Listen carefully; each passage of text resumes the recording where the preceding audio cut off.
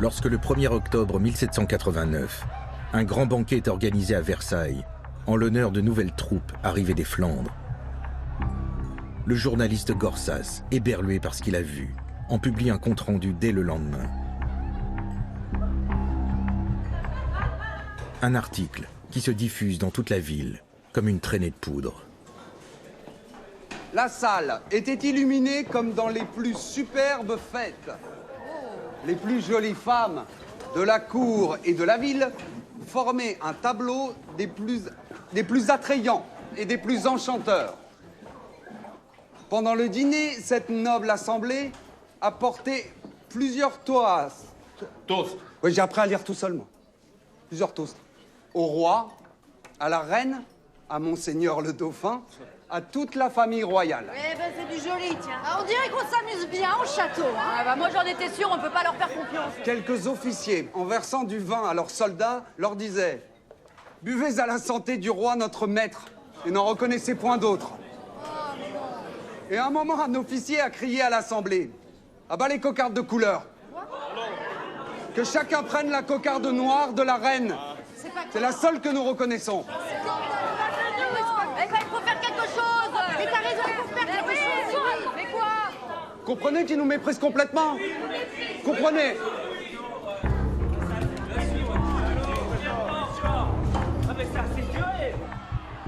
Quatre jours après le banquet de Versailles, le 5 octobre, des milliers de femmes en colère, parce que Paris manque de pain, se rassemblent sur le parvis de l'hôtel de ville. Les responsables de la commune de Paris voient là une opportunité à ne pas manquer. Et si les femmes se rendaient en cortège à Versailles pour exiger du roi non seulement du pain, mais surtout pour qu'il signe enfin les ordonnances abolissant les privilèges. En même temps c'était malin cette idée. C'était trop dangereux pour les hommes, ils seraient fait tirer dessus. Bah alors on s'est organisé. Moi j'ai mobilisé toutes les femmes du quartier en leur disant est-ce qu'on va continuer à regarder nos enfants mourir de faim pendant que les autres s'empiffrent dans des bals somptueux? On en avait tellement faim que rien ne pouvait nous arrêter. Des centaines de femmes se mettent en marche. La commune de Paris envoie la garde nationale pour les accompagner et force son chef, le général Lafayette, à se rendre lui aussi à Versailles, malgré ses réticences.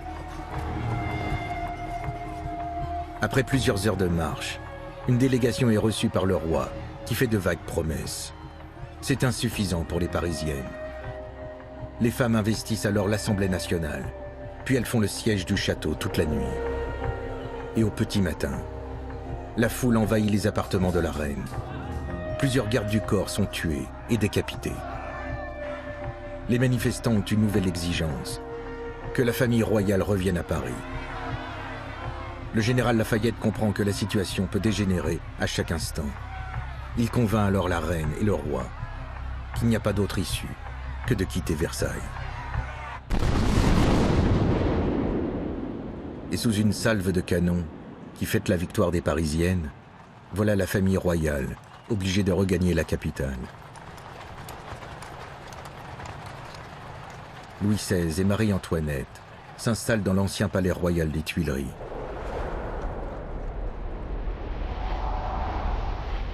Un palais vétuste, qui accueille aussi quelques jours plus tard l'Assemblée nationale, dans la salle du manège. Mais en cet automne 1789, malgré sa victoire à Versailles, le peuple des faubourgs va connaître plusieurs désillusions. Dans la salle du manège, l'Assemblée adopte le suffrage censitaire limité aux hommes dits actifs, qui paient l'impôt. Malgré le combat de quelques députés progressistes, comme celui d'Arras, Maximilien Robespierre. Comment peut-on prétendre que la nation est souveraine quand le plus grand nombre des individus qui la composent est dépouillé des droits politiques qui, justement, constituent cette souveraineté?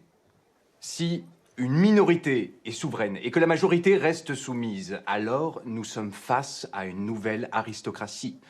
Et cette aristocratie est la pire de toutes, car c'est l'aristocratie des riches. Pour bien comprendre l'absurdité d'une telle règle qui exige de l'argent pour être élu, Il faut comprendre que ni Rousseau ni Corneille n'auraient pu être éligibles. Cette règle était vraiment un coup terrible porté aux idéaux de la Révolution. Comme un retour en arrière de gouvernants frileux, arc-boutés sur leur pouvoir et, dans le fond, tétanisés par le peuple. Pire, pour se prémunir de toute colère populaire, l'Assemblée décrète aussi la loi martiale. Nul n'aura le droit désormais de porter une arme, et surtout, un drapeau rouge sur l'hôtel de ville indiquera que tout rassemblement est interdit, sous peine pour les participants d'être immédiatement exécutés. Une décision qui ulcère le journaliste Jean-Paul Marat. Ils ont inventé un drapeau pour essayer d'interdire les rassemblements. Trop dangereux, disent-ils. Comment ont-ils pu croire qu'un bout de toile rouge, hissé dans Paris, pouvait faire taire le peuple? C'est aux émeutes que nous devons la révolution et la chute de nos tyrans. C'est aux émeutes que nous devons l'abaissement des grands, l'élévation des petits et le retour de la liberté. La loi martiale qui interdit les attroupements n'a donc été proposée que par un ennemi du bien public. Depuis le basculement du clergé du côté du tiers-État, l'Église s'adapte comme elle le peut à la révolution qui a gagné le pays. Elle a même accepté de faire don de tous ses biens à la nation. Et à Notre-Dame de Paris, transformée en lieu public, on vient désormais en famille admirer l'impressionnante collection de toiles sacrées. Les prêtres ont choisi en majorité de soutenir le changement à l'œuvre dans le pays, comme dans la paroisse parisienne de Saint-Marcel.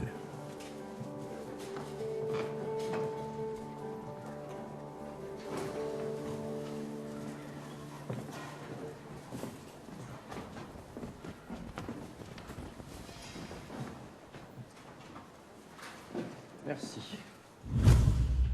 Jean Bouvreuil pense que cette révolution des plus pauvres et des exclus résonne plus que jamais avec le christianisme.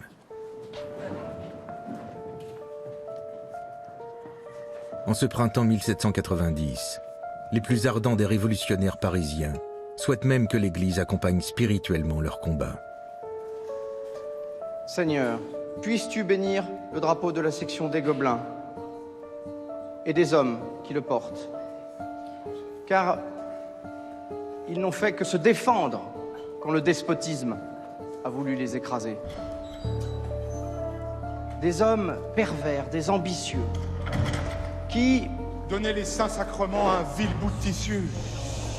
Mais c'est un blasphème. Je te bénis. Au nom du Père, du Fils et du Saint-Esprit. Amen. Ouais. Amen. La révolution. La révolution, c'est ça. Ouais. Mais la révolution, c'est le péché, vous m'entendez? Mais réveillez-vous! Et vous adorez un drapeau, des médailles de la Bastille, de pauvres breloques, au lieu de votre roi et de votre Dieu. Et repentez-vous! Et si vous cessez vos cérémonies blasphématoires et tous vos salamalek révolutionnaires, mais notre Père vous pardonnera. Mais ne me touchez pas! Démons, vandales. Tu vois comment c'est en train de tourner? Franchement, j'arrête pas d'avoir des doutes sur ma place dans cette garde nationale.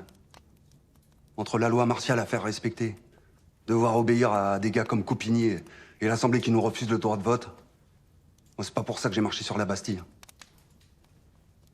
Mais bon, rester dans ce bataillon, c'est respecter le chemin qu'on a parcouru ensemble. Je vois bien que Jonas, il se sent pas à l'aise dans ce rôle, mais j'arrête pas de lui dire de rester, qu'on en a bavé pour se faire accepter. S'il lâche maintenant, c'est le meilleur moyen de laisser Coupigny et les autres décider tout à notre place. Et si nous, on abandonne, ce seront eux et eux seuls qui porteront les armes. Ouais, mais moi, j'ai envie d'y croire. On l'a gagné, notre révolution. Et c'est notre vie qu'on est en train de changer.